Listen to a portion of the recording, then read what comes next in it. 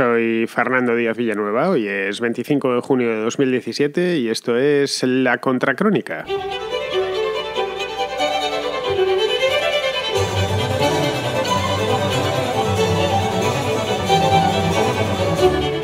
Bueno, acabo de decir que es la contracrónica, pero además de la contracrónica, hoy, como es domingo, es la contrarréplica. Es el día de las preguntas y de las respuestas. Las preguntas las tenéis y las respuestas, pues no sé si voy a ser capaz de responder a todas, o al menos responder lo que esperáis que responda.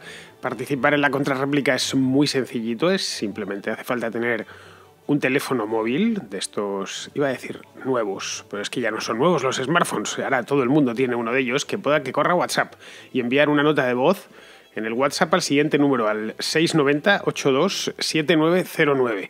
Si diese la circunstancia que se da de que el teléfono fuese extranjero, es decir, no español, pues hay que ponerle un +34 delante, nada más. Grabar una notita de aproximadamente 1 minuto con la pregunta o con la reflexión o con el desafío, o con el reto que me queráis echar, o con, qué sé yo, la mala suerte gitana, lo que os dé la gana. Si es que si me echáis un reto de mala suerte gitana, pues lo mismo sucede que no lo paso.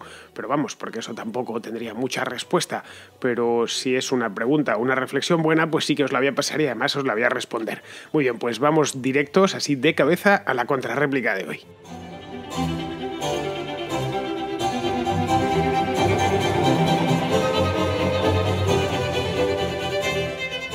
Vamos a empezar con un anónimo. Cada vez hay menos anónimos, la verdad. Acordaos al principio, los que estáis aquí desde los primeros tiempos de la contrarréplica, allá creo que esto empecé a finales de 2016. Empecé con esto, no se llamaba contrarréplica en aquel entonces, se llamaba preguntas y respuestas, pero vamos, que en noviembre, una cosa así, octubre, noviembre de 2016 empecé y al principio eran muchísimos los que no me dejaban el nombre. Ahora me lo dejan prácticamente todos menos este, probablemente porque se le haya olvidado. Eso sí, no me ha dado su nombre, pero me ha dicho AUPA Atleti. Esto me lo ha puesto dentro del WhatsApp, lo cual pues yo celebro y lo celebro mucho porque ser del Atleti es algo muy grande. Bien, pues este anónimo atlético, que por la voz parece ser muy joven, en torno a los 20 años más o menos, tiene una cuestión, aunque parezca mentira, sobre las pensiones. Hola Fernando, me interesa especialmente el tema de las pensiones. Recientemente he observado 2 datos demoledores. Uno es que para el año 2025, o sea, a la vuelta de la esquina, el 30% de la población española tendrá una edad superior a los 65 años. El otro es que ahora mismo la media de hijos por pareja es de 1,2, cuando en la geografía humana se dice que para que haya reemplazo generacional debe superar el 2,1. Con estos datos tengo que hacerte 2 preguntas. La primera, ¿crees que la gente menor de 40 años podrá realmente optar en su día a una pensión? La segunda, ¿se te ocurre alguna solución a este problema que no pase por el intervencionismo estatal? Pues sí, efectivamente. El problema de las pensiones es las pensiones de reparto, no de las pensiones así en general. El problema de nuestro sistema, que es un sistema de reparto, el sistema de reparto consiste en que los que trabajamos nos retienen, mejor dicho, no lo ponemos voluntariamente, nos retienen una cantidad a la fuerza todos los meses, ya sea si trabajamos por cuenta ajena o por cuenta propia, tenemos que pagarlo. Y esa retención, supuestamente vivimos con la ilusión de que nos la guarden en una cajita para el día en que los jubilemos. La realidad es muy distinta. La realidad es que esa retención se la entregan a uno que está jubilado ahora. Es un sistema piramidal y como tal, como sistema piramidal que es, pues es fraudulento y debería ser ilegal. Es decir, si ya os lo he dicho muchas veces, si vosotros y yo nos montásemos un sistema parecido, nos meterían en la cárcel, bajo 7 llaves, en una celda oscura, en la nevera. Ayer, no sé si habéis escuchado este cine, el Contraplano, pues así es como llamaban a la celda en donde metieron a Steve McQueen, a uno de los que se querían escapar del campo de concentración nazi. Pues ahí mismo nos meterían en el caso de que organizásemos cualquiera de nosotros, cualquiera que no sea el Estado, organizase un esquema piramidal como el de la Seguridad Social o como el del Fondo de Pensiones. Es decir, el sistema funciona, por muy fraudulento que sea, funciona mientras la pirámide demográfica es eso, es una pirámide demográfica. El problema es que en países como España y, por supuesto, en todos los países de Europa Occidental, no hay nada parecido a una pirámide demográfica, hay una columna demográfica. Y de aquí a unos años habrá una pirámide invertida demográfica. Es decir, habrá más gente de 60 años que de 10. En ese caso, pues no habrá manera de financiarlo. De hecho, ya hay tensiones para poderlo financiar, porque es una columna. Resulta que hay mucha más gente en los países europeos, hay mucha más gente con 40 años que con 14. Pero vamos, cuando digo mucha es más del doble. El español medio en concreto creo que debe de tener 48 años, una cosa así, y no, pues en fin, no hay manera de mantenerlo. Cada vez irá peor conforme vayan pasando los años, es decir, para 2030 el panorama será escalofriante cuando las generaciones de los años 60, que fueron las más numerosas de la historia de España, pasen a retiro, pues no sé muy bien cómo lo van a financiar. Eso, por un lado, la parte que me cuentas, los problemas y los datos que has leído que tanto te preocupan. Bien, son ciertos, es así. Por otro, lo de la tasa de reemplazo, dices que las mujeres españolas no tienen apenas hijos, eso está a la vista porque no hay niños, los parques están vacíos, pero llevan vacíos muchos años, los columpios, los que tengáis más de 40 o incluso más de 35, os acordaréis que cuando erais niños había que hacer cola en el tobogán para poderse tirar uno, ¿no? O en el balancín. Bueno, hoy son los toboganes los que hacen cola para ver si pasa un niño por ahí y se tira por él. Eso es una cosa muy común. Eso sí, hay parques por todas partes, parques infantiles muchos más que cuando yo era niño en los años 80. Se ve que los ayuntamientos, a pesar de todo, han redirigido mucho capital a construir parques infantiles, a pesar de que las mujeres no tienen hijos. En concreto, la tasa de reemplazo, que debería ser del 2,1, es decir, 2,1 hijos por mujer. Esto diréis, bueno, como 2,1, ¿qué pasa? Una mujer tiene que tener 2 niños completos y luego un brazo o una pierna suelta. Eso no es posible. No, 2,1 es una tasa estadística. Es decir, sería algo así como si de cada 10 mujeres, 9 tuviesen 2 y la décima tuviese 3. Es decir, la afortunada tuviese 3, pudiese tener 3. En el caso de que eso se pudiese diseñar de manera centralizada, afortunadamente no es así, pues eso supondría que los que somos ahora, la siguiente generación, seguirían siendo los mismos. La tasa de reemplazo en España, eso es tasa de reemplazo, la tasa ahora mismo en España de fecundidad es de en torno al 1,2, una cosa así, pero es que lleva muchos años en esos niveles tan bajos. Es decir, el año que no es 1,2 es 1,1, 1,4, 1,5 en los mejores años. Pues, la cosa tiene un arreglo muy complicado. Las probabilidades de que en España, en Francia o en Alemania las mujeres se pongan a tener hijos, pues son remotas, la verdad. No hay más que, bueno, en fin, no hay más que verlo. Tampoco es sencillo tener hijos, todo hay que decirlo. Nos ponemos muy tarde a ello, aunque ahí ya entraríamos en un debate completamente distinto. Respecto a las preguntas, esto de que si la gente de menos de 40 años pues tendrán pensión, cobrarán una pensión. De menos de 40 años podemos, para redondear, los nacidos después de 1980, entre los que sospecho que te encuentras tú. Pues, a ver, la respuesta no es sencilla, porque aquí entramos ya en el terreno de la adivinación, y a mí no me gusta hacer adivinación. Ya he dicho muchas veces que yo no tengo una bola de cristal. Si nos aproximamos, vamos a utilizar la cursilería, aproximándonos al problema desde un planteamiento ceteris paribus, es decir, que todo permanece igual, que nada cambia, pues cobrarán, pero cobrarán una pensión mucho más baja. Simplemente, una pensión que será decreciente, porque habrá menos gente que ponga el dinero.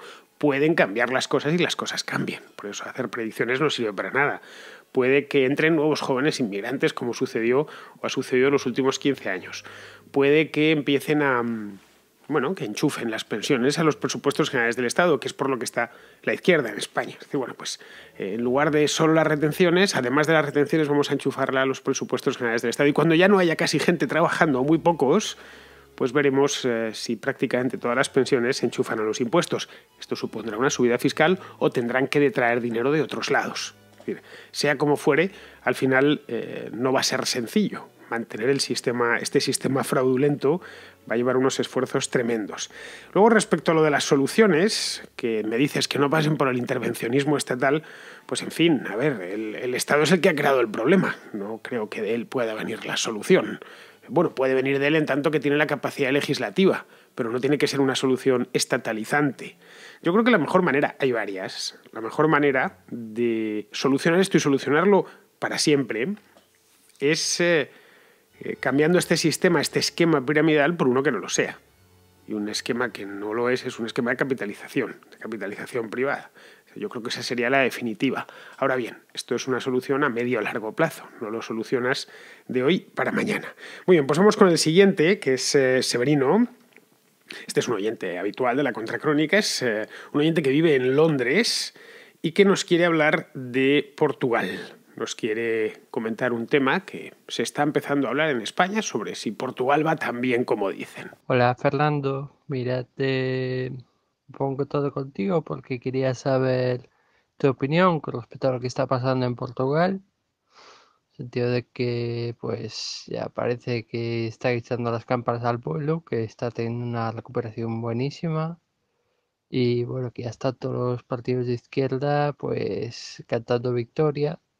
Entonces quería saber qué hay de cierto en todo esto. Sí que es verdad que yo estando aquí emigrado al Reino Unido, recibo más ofertas desde Portugal que desde España. Entonces, pues bueno, quería saber a ver cuál es tu opinión con respecto a lo que está pasando allí. Venga, un saludo. Pues Portugal va muy bien en algunas cosas. Tienen al mejor jugador del mundo, o al segundo mejor, o sea, ya dependen gustos, que es Cristiano Ronaldo. Ganaron Eurovisión hace poco. Y además el país está estupendo porque estuve yo el mes pasado por allí y la verdad es que a Portugal siempre da gloria ir porque es de los países más bonitos del mundo entero. Muy bien, en el aspecto económico, que es el que nos interesa aquí, Portugal está mejor que hace unos años, eso es indiscutible. No hay más que ir al país y si eres español lo tienes muy cerquita y se puede ir, es decir, hay partes de Portugal que están más cerca que otras de España, dependiendo del lugar donde se viva. Pero vamos, que no hay más que visitar el país. Si uno va cada 2 o 3 años a Portugal, el año 2010, por ejemplo, fue tenebroso en Portugal. Recuerdo que estuve yo allí en verano y estaba el país, pero rendido, estaba peor incluso que España. Claro, de eso han pasado ya 7 años, ¿no? Bien, que está mejor es obvio, si miramos los números. Es decir, el plan de ajuste ha terminado produciendo sus frutos buenos, quiero decir. Este plan de ajuste no es cosa de Costa. Ese plan de ajuste lo inició Passos Coelho y lo ha rematado Costa, eso sí. Era un plan de ajuste obligado. Era un imperativo, digamos, porque Portugal, como supongo que ya sabréis, recibió 80.000 millones de euros en 2011 fue, en concepto de rescate. Es decir, fue un país rescatado. Al final la Troika tuvo que aflojar la mosca y entregar dinero al gobierno de Portugal porque es que no podían pagar poco menos que ni la electricidad de los ministerios. Entonces se hizo una cosa parecida a la de Grecia, con la diferencia de que Portugal sí se lo ha tomado más en serio. Si miramos los datos macro, que es una manera externa de mirar la economía, es como tomar la temperatura a un enfermo, pues los datos son buenos, o desde luego muchísimo mejores que hace 3, 4 o 5 años, ¿no? El déficit de 2016, por ejemplo, fue del 2%, es decir, ya cumplen con lo que se acordó en el Acta Única. En España es del 4,5%, es más del doble. En 2016 estoy hablando. Y es por eso que Bruselas hace no mucho, en mayo estaba yo allí, de hecho, cuando lo vi allí en la televisión. Bruselas le sacó del protocolo de déficit excesivo. Allí lo andaban celebrando, recuerdo por la noche, en el informativo de la noche, celebrando lo que les faltó quemar fallas y sacar unos tíos con platillos. No es para menos, la verdad es que lo han pasado fatal, tan mal como lo pasamos los españoles durante la crisis. El paro lo tienen relativamente bajo, en torno al 10%, y la economía crece. No crece a unas velocidades muy altas, pero bueno, crece al 2%, que no está mal. Eso es lo que se calcula que crecerá este año. Claro, podréis decir, bien, ¿y esto lo ha hecho un gobierno de izquierdas? Pues al final no es tan malo, ¿no? El gobierno de Costa es un frente popular. El Costa, que es del Partido Socialista, que pactó con el bloque de izquierdas, que es el Podemos de allí, y el Partido Comunista de Portugal, que todavía sigue existiendo. Portugal y Grecia son lugares curiosos donde todavía tienen Partido Comunista. Pues sí, efectivamente, estos tipos son los que gobiernan, en concreto más Costa que los otros, llegó a un buen acuerdo de gobierno, pero es que no han tocado nada de lo esencial. Es decir, si mañana llega Podemos y no cambia nada, bueno, pues cambiaría el paisanaje dentro de Moncloa, pero el resto sí. Es decir, respetó los acuerdos a los que habían llegado los gobiernos anteriores, especialmente con la Troika. Entonces, aquí habría otra pregunta. Si no ha sido Costa, ¿por qué Portugal está teniendo tan buen desempeño macro?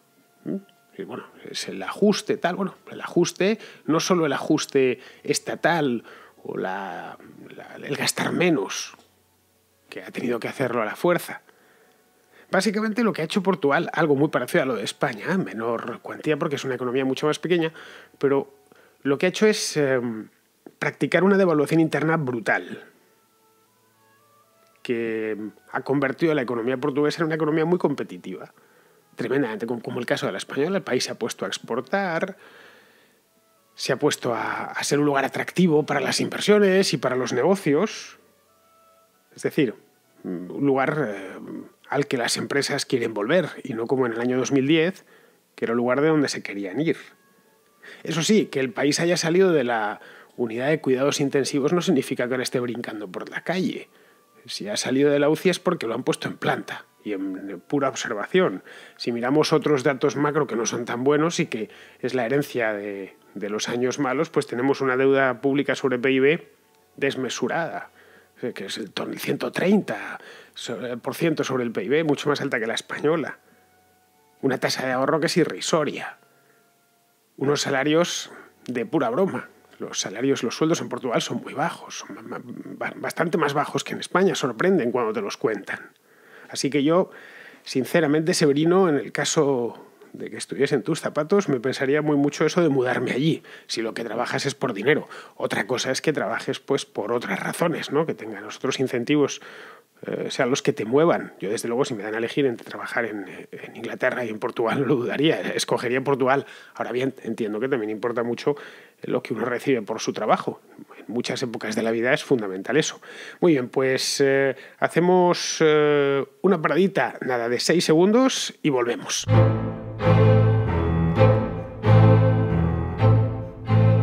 Hoy parece que la cosa está económica porque Mario, que es de Murcia, tiene una cuestión sobre el estado del bienestar, o más bien, más que sobre el estado del bienestar en sí, en cómo financiarlo o cómo se financiaría si el estado del bienestar dejase de depender del Estado. He leído recientemente un argumento por el cual, si el Estado no ejerciese su poder recaudatorio vía impuestos y las personas individualmente responsables depositaran su dinero donde ellos creen oportuno, véase sanidad, educación, en vez de público como ahora privado, que esa situación haría que todo fuera, que esta gestión fuera más eficiente y más barata. Pero no entiendo por qué. O sea, no podrían, por ejemplo, las empresas sanitarias ponerse de acuerdo y fijar unos precios estableciendo una especie de oligopolio.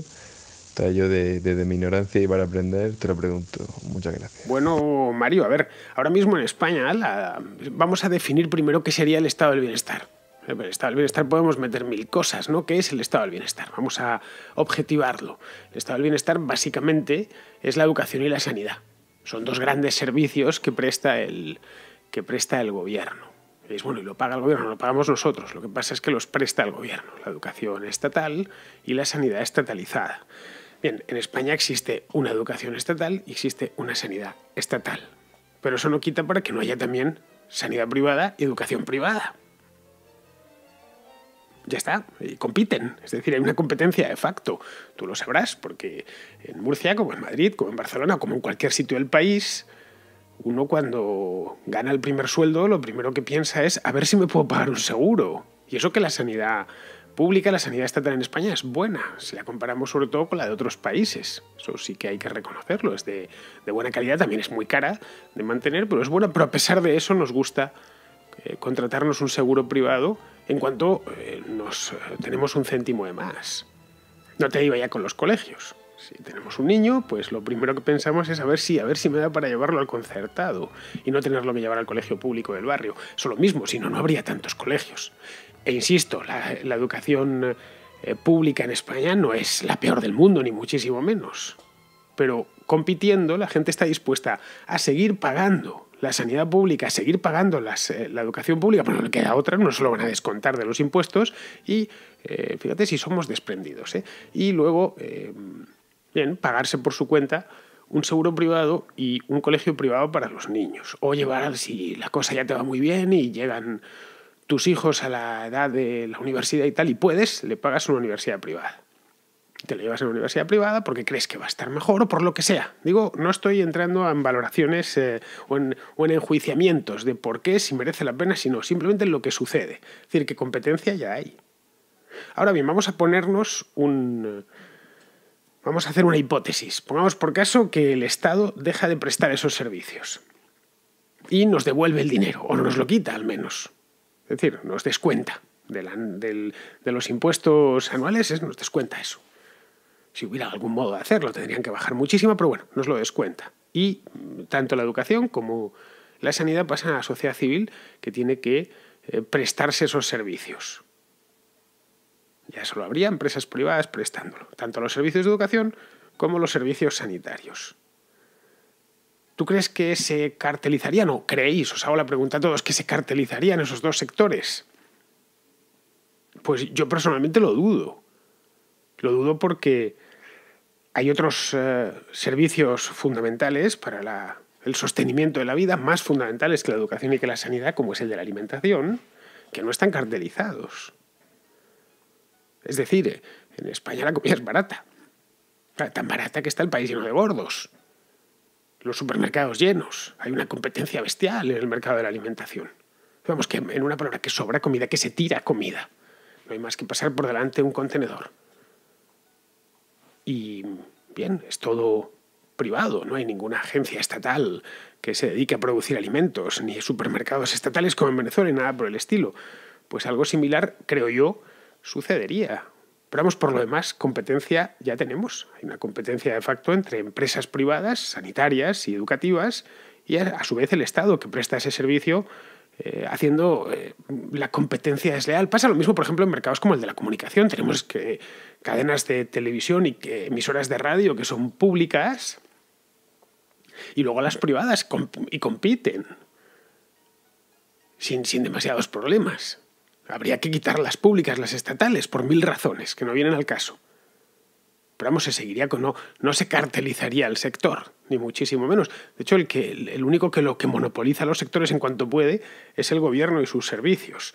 Muy bien, pues espero que esto esté respondido después de esto. No le puedo dedicar más tiempo, Mario, entiéndelo, pero vamos, simplemente te he hecho algunas preguntas para hacerte reflexionar. Vamos a pasar al siguiente, que es Javier, que es de Madrid, y que nos trae un tema que a mí me parece interesantísimo. El tema, no sé si habréis oído hablar alguna vez de él, de las Charter Cities. Hace tiempo leí algunas noticias de Peter Thiel, que fue cofundador de PayPal y uno de los primeros inversores en Facebook, y es muy conocido dentro del mundillo de Silicon Valley. En ellas se decía que proponía el establecimiento de una especie de microciudades montadas sobre plataformas en alta mar, y que estarían pobladas por personal especializado que trabajaría en las empresas de alta tecnología de Estados Unidos y bueno, luego posteriormente también alrededor del mundo. Cuando le preguntaron por la idea, cuenta que le vino porque piensa que la regulación del mercado de trabajo, en concreto en Estados Unidos, perjudica la contratación de los perfiles que demandan estas empresas, y que además, una vez están en el país, los impuestos que pagan estos trabajadores son muy altos. Entonces quería preguntarte por la opinión que tienes al respecto sobre pues, esta especie de microestados como parecidos a los que tenemos ahora, tipo Singapur y demás, desde una perspectiva liberal. Muchas gracias y un saludo. La idea de Peter Thiel la conozco desde hace ya unos cuantos años y me parece una idea muy sugerente. Quiero decir que se pueda llevar a la práctica ni sencillamente, ni que se vaya a llevar a la práctica alguna vez. Lo bueno de estas ideas puras es que no tienen por qué ser practicables en el acto. Muchas veces ni siquiera son practicables, pero se pueden extraer grandes enseñanzas y grandes ideas. Es como cuando pues, se está desarrollando un producto, la industria tecnológica y tal, bueno, pues se hacen prototipos y de ese prototipo se van extrayendo luego soluciones para aplicarlos en los productos que sí son de serie y que se fabrican. Pues en este caso sería algo similar, ¿no? Son ideas como diamantes en bruto que luego haría falta ir puliendo o aprovechando trocitos de ese diamante. Pero vamos, por lo demás, esto que comenta, o que comentaba ya hace tiempo Peter Thiel, porque la idea de esta no sé si es de 2011, 2010, 2011 o algo así, ya en cierto modo existe estas ciudades, estas charter cities, algo así como ciudades con fuero. Un charter es un fuero en inglés. Ciudades aforadas, podríamos traducirlo al español. pero eso ya más o menos con distintos matices ya existe y se llaman paraísos fiscales. Pequeñas ciudades en Europa tenemos una buena ración de ellos. En España tenemos uno arriba y otro abajo. Más luego otros tantos que hay, que si Mónaco, que si Liechtenstein, que si San Marino. Luego si nos cambiamos de continente pues tenemos Hong Kong, en fin. Digo ya con muchos matices porque cada uno tiene una circunstancia diferente. A mí la idea, y lo he explicado en infinidad de ocasiones aquí en La Contra, la idea de las pequeñas entidades políticas que se autogobiernan y que compiten entre sí, a mí me gusta mucho, me encanta. De hecho, lo he dicho en un montón de veces que mi modelo de Estado, el estilo de Estado que más creo que podría ajustarse a las necesidades de mi país sería el suizo, traerlo a España, la cantonalización del país, pequeñas unidades políticas confederadas entre ellas, porque esas entidades, lo suyo es que estén confederadas.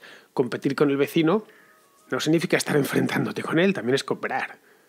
Es decir, las entidades políticas cooperan entre ellas y a la vez compiten. Y además deben hacerlo, la cooperación es buena. El capitalismo es tanto competencia como cooperación, aunque a veces se haga mucho hincapié en solo la competencia. Eso más, esas cooperaciones serían útiles para compartir un montón de servicios. Los estados pequeños, por lo demás, son menos amenazadores para el individuo a pie. Tienen menos fuerza coactiva porque tienen menos acceso a recursos, tienen menos contribuyentes. Digamos que dan menos miedo. Simplemente, un estado gigantesco es un horror. Sobre todo un estado gigantesco centralizado. Léase, por ejemplo, la Unión Soviética. No, pero era un estado descentralizado en repúblicas paparruchas. La Unión Soviética, a pesar de las repúblicas, era el estado más centralizado del mundo. Allí se hacía exactamente lo que decía el Politburó, punto, nada más. Y las repúblicas no pintaban nada. Y puede haber un estado muy grande, pero a su vez subdividido, caso de los Estados Unidos.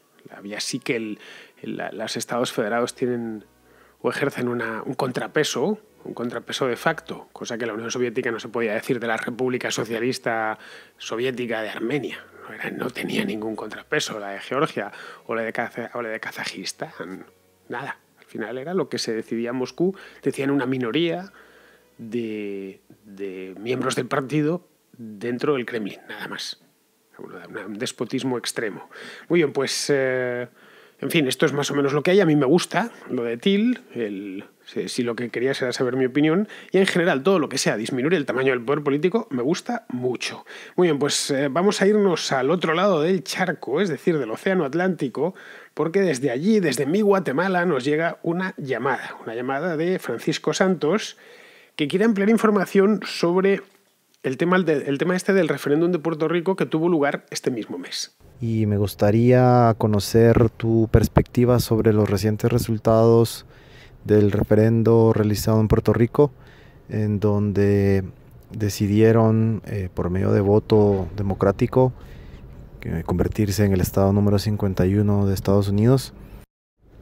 Lo más curioso de esto es que hay algunas otras regiones en otros países que están buscando su independencia, en el caso de Cataluña, en España, o inclusive el reciente hecho del Brexit, y ahora nos topamos con un hecho bastante contrario, que es una región queriendo adherirse a un territorio, a un país. Este referéndum se celebró en junio, como ya os he dicho antes, el día 11 de junio exactamente. Estuve por hacer un programilla.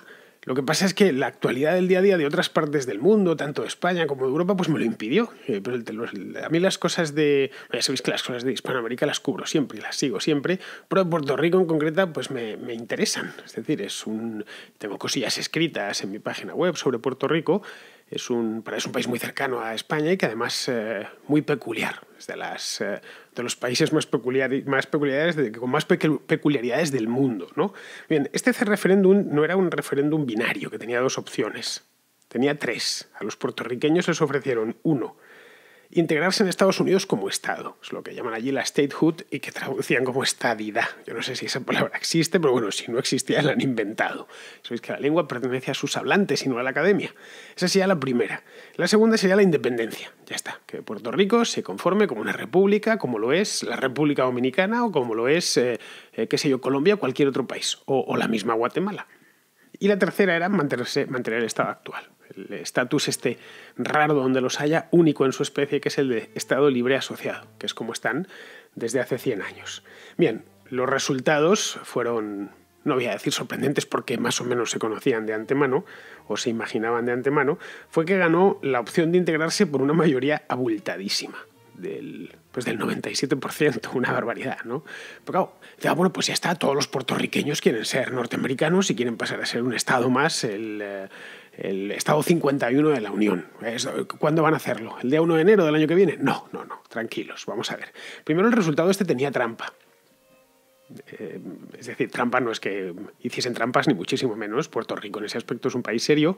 Digo que tuvo trampa porque hubo una abstención monstruosa. Es decir, prácticamente el 80%, pues el 78, el 79%, una barbaridad. Es decir, 8 de cada 10 puertorriqueños llamados a las urnas no fueron a votar. Solo votó el 20%. Y eso ya, pues, en fin, te dice poco a favor de un referéndum. Esto pasó así porque todos los partidos contrarios a la integración, tanto los que están por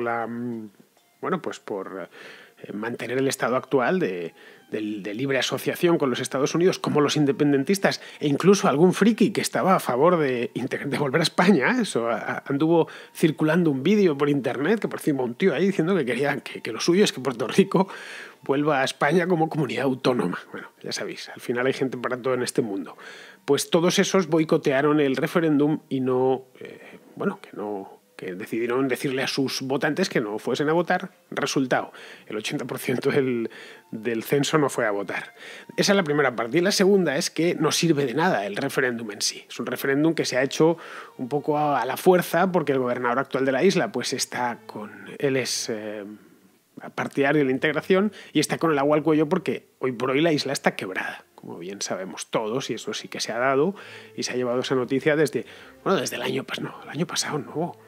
Creo que yo escribí sobre la crisis de Puerto Rico, 2015 puede ser, es que lleva ya, anda en mi página web, un artículo que hice en aquel momento que fue el verano de 2015, es decir, que lleva mucho tiempo arrastrando unos problemas de deuda gigantescos y la isla está quebrada de facto. Entonces, les metió en este embolado del integrarse a los Estados Unidos definitivamente por una serie de necesidades políticas coyunturales. Es decir, que no es que hubiese una demanda en la calle, anduviese la gente por San Juan diciendo queremos ser Estado, tal. Es decir, Puerto Rico es prácticamente, no es de jure, pero de facto es un Estado de los Estados Unidos. Los puertorriqueños, de hecho, son ciudadanos norteamericanos.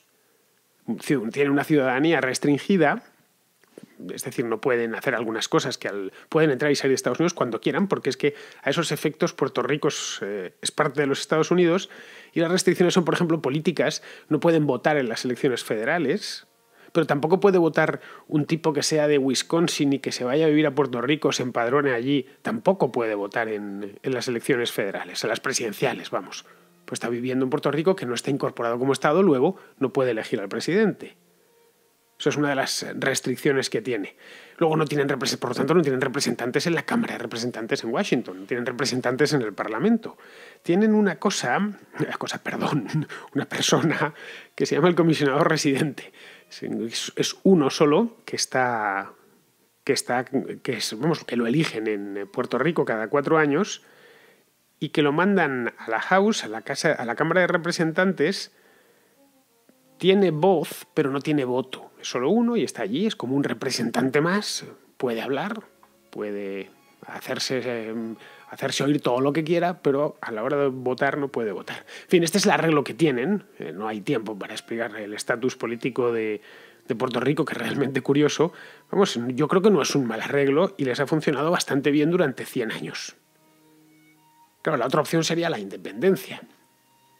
Y la independencia, pues puede parecernos muy atractiva y a mí de hecho me lo podría parecer como si yo fuese puertorriqueño diciendo, pues ahora nos podemos convertir en un paraíso fiscal.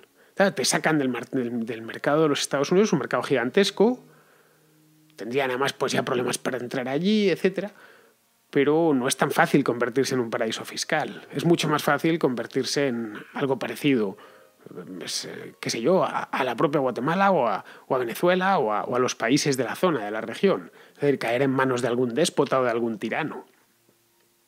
Es decir, que yo creo, si yo fuese puertorriqueño, apostaría firmemente por el tema de la libre asociación. Eso o la integración en Estados Unidos. Pero vamos, no más aventuras. Son ganas de menear y de marear la perdiz sin ninguna necesidad. Esa es, así a grandes rasgos, un poco lo que ha pasado en Puerto Rico este mes. No va a ir a ningún sitio, por lo menos por ahora. Bueno, pues me he comido el programa para variar, pero voy a meter un mensajito más, ya para terminar, que es un mensaje de Alfredo, que le conocéis todos, es de Tenerife, que quiere retarme a un duelo. Te quiero retar a una contrahistoria. Digamos que sería algo así como consecuencias de la desaparición de los estados. Es el leviatán del que despotricáis los libertarios. Anarcocapitalistas como Rayo claman por su desaparición, abogando por lo que creen libertad absoluta. Pienso que en la utopía os habéis olvidado de Adam Smith y de la historia de la humanidad. Desde los periodos entre dinastías babilónicas hasta la, comillas enormes, liberación de Libia por Occidente, que se ha saldado con más de 1.400 bandas armadas en el país y la vuelta de mercados de esclavos en varias ciudades, las alternativas al Estado, aun despótico, han sido el caos, la anarquía militar, los 40 tiranos, los señores de la guerra y los años de hierro medievales. La Arcadia feliz de Rayo de las comunidades del oeste americano terminaba cuando la caballería federal entraba en el pueblo para acabar con la realidad. Las bandas de ganaderos o delincuentes que imponían su ley, bandas que eran un tipo de señores de la guerra al fin y al cabo. Espero que no me digas que para hacer cambios hay que hacer sacrificios, porque esos que cuales sacerdotes de las élites van pregonando los sacrificios, al final resulta que los sacrificados son los prójimos, no ellos. Queda muy bonita la libertad individual para todo, la libertad de negociación ante las empresas. Pero en un mundo en que menos de 500 empresas copan el 80% del comercio mundial, paremos un momento a pensar lo que significa esa cifra, casi hay más bares solo en mi pueblo. En ese mundo de las corporaciones no hay libertad de negociación individual de facto. El Estado-nación moderno nació de la Revolución Francesa, o mejor, de la Revolución Americana, es quizá el mayor avance de la humanidad como sociedad organizada que permite el progreso y el bienestar de los individuos. Otra cosa bien distinta es que haya que vigilarlo y limitarlo.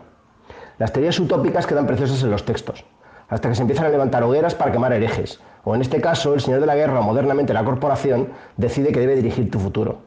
Quedas emplazado de esa contrahistoria. Y lo dicho, a ver si repasamos a Adam Smith, absolutamente vigente a mi juicio en lo que debe significar un Estado. Muchas gracias, Fernando. Pues mira, Alfredo, a ver cómo te lo explico. Yo no soy un ideólogo, ni lo soy, ni he querido nunca serlo. No me verás a mí en predicador. Creo que la Contracrónica es un programa de lo que quieras menos de prédica. Yo no me dedico a predicar. Es decir, yo no soy religioso en ninguno de los sentidos del término. No me pongo aquí como si esto fuera un púlpito. No, esto es lo que tenéis que hacer, el mundo es así, así. No, eso no va con mi estilo ni con mi manera de ser. Yo soy esencialmente un escéptico y voy modulando mis opiniones en función de la evidencia o de mi propia evolución personal, ¿no? Yo soy simplemente periodista y yo creo que con esto me voy con un canto en los dientes. Es decir, ni tengo respuestas para todo, es imposible tenerlas, y quien te venga con respuestas para todo desconfía, seguramente es un charlatán. Yo me limito a observar el entorno, me informo, contrasto, enriquezco la observación con mi propia cultura general y con conocimientos que ya tengo adquiridos. Como tengo ya cierta edad, pues me ha dado tiempo a leer mucho y a observar mucho a lo largo de mi vida, y luego lo paso todo a través del prisma de mis ideas, que son liberales, nada más, y de mi manera de ver el mundo, de mi cosmovisión. Ya está, es eso. No busques en decirme, no, te reto a que hagas esto, a ver, porque yo no puedo tener respuestas para todo, te lo digo sinceramente. Si quieres otros para este tipo de empeños, es decir, tipo de empresas tan ambiciosas, pues para eso tienes a Rayo. Que Rayo sí es un ideólogo. Así que yo recojo, Alfredo, el guante que me echas, de la contrahistoria. Es una contrahistoria complicada, ¿ves? Sabes que la contrahistoria es básicamente contar un relato, y aquí no se trataría de contar un relato. Y bueno, pero recojo el guante, ya veré la manera, si es que la encuentro, de hacer esa contrahistoria que me propones, y te emplazo a que le plantees este mismo tema a Rayo. Tiene una página de Facebook, tiene una página web, atiende muchísimo a los lectores y a la gente que le sigue, es una persona amabilísima, de trato y de todo, es muy didáctico y le encanta explicar estas cosas. Creo que con Rayo a los liberales nos tocó la lotería, ¿no? Era imposible encontrar una persona tan dedicada y que cuando agarra un caso tiene un tesón y unas ganas y una manera de explicar, y si no se entiende, bueno, él se pone otra vez, jamás se enfada, no es inasequible a los insultos. En fin, puedes. Que esto mismo se lo explicas a Juan Ramón y estoy convencido que te va a contestar si encuentra tiempo. Muy bien, queridos amigos, pues con esto ya no me entra ninguna más. Después de este último duelo de Alfredo, que lo siento, no se va a poder llevar a cabo. Y pues con esto ya está. Me despido de vosotros. Hasta mañana.